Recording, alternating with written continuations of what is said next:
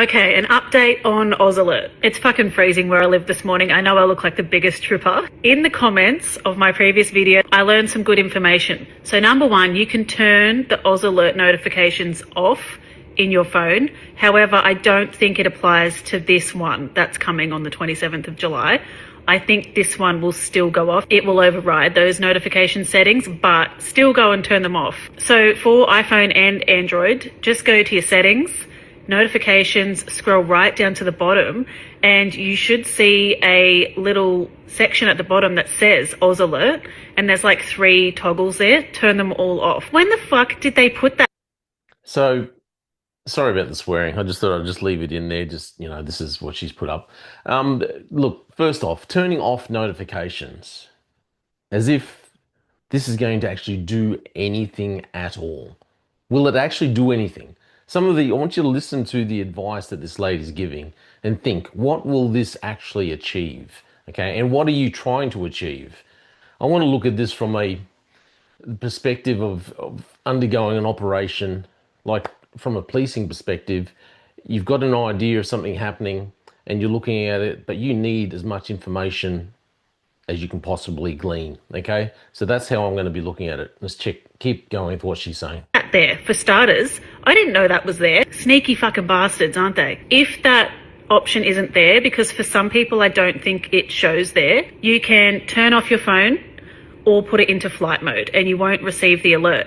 But if you turn your phone back on or turn it off flight mode within 24 hours, it will still come through. There was also chat about if you took your SIM card out, what would happen. I'm not sure, to be honest. Best steps to take if you want to avoid it basically is to turn off all them notifications in your phone, and then on the 27th of July at about 1 p.m, turn your phone off or turn it into flight mode, and then don't put it back on until that 24-hour period has passed. I just want to say how fucking epic it is too, to see so many people who are on the same page. It is so uplifting, and it just makes me think that we are really fucking winning this shit. Big changes are happening spiritually in terms of the consciousness of humanity raising and people waking up and realizing the truth. And honestly, if you are one of the people in the comments telling me that I'm crazy or saying things like, it's not that deep, read the comments from the people who are over in the UK and Europe where this has been happening for the last few years. Little things like this is how it starts. And look how fucking cooked those places are now. That is where Australia is headed. Fucking good luck to you when the world looks like that fucking movie Equilibrium, because that's what's going to be like one day. And you'll be fucking stuck in it. I'll be out here in the bush, only contactable by pigeon. If anything, you want to approach it completely opposite way. Completely opposite. Everything that lady said in that video, do the exact opposite. That's what I would be doing, okay? If I believed in conspiracy theories, and if I didn't have such a deep-rooted love and trust for the Australian government to protect me in my safety, this is what I would be doing. Everything that she said, I'd do the exact opposite. I would leave my phone on. I would gather as much information from all the other people around me that I knew. I would go and find out beforehand, what phones do friends of mine have, whether it's iPhones, Google phones, Samsungs, what networks do they run, or what's that Chinese phone, Huawei, however you say it, all those phones. I would find out, who do I know with all these different phones? Who do I know on every different network that we have in Australia? Who do I know living in all different areas across Australia?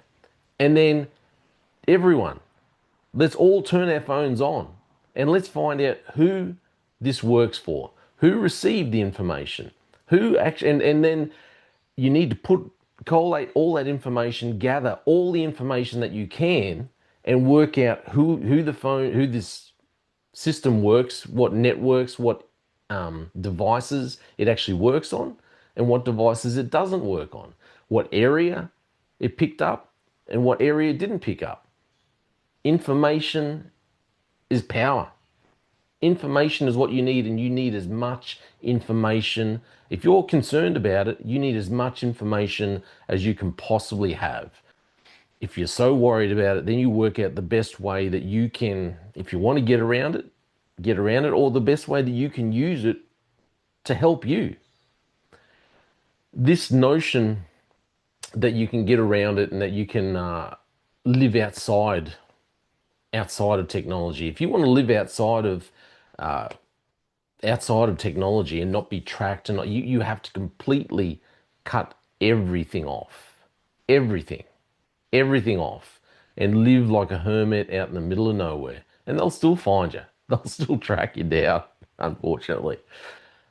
The best thing to do is to gather as much information, intelligence as you can. Okay, you don't run and bury your head in the sand. You put the feelers out, you find out who's got what phones, and get as much intel. Does it work in this area? Does it work from this carrier? Does it work on this type of phone? Does it work, you know, whatever other scenario you can think of? Does it work on this device? Don't bury your head in the sand. Don't turn your phone off. Don't take the notifications off. Get as much intelligence as you can. Like I said, it's all in the name, AusAlert. If you really, really want to get around it and you really don't want to be a part of it, the only way at the moment, the only way I could see anyone not being a part of it is not being an Oz. Anyway, let me know what you think about this whole scenario. Like I said, I trust the government, and if they're going to use this for my benefit, well, I'm sure it'll be fine. My name's Jay Fallon. Thanks for listening to The Slippery Slope. Got my eyes straight ahead, got my head in the game. With the red light on, I'm just waiting for the change. Get my head down low.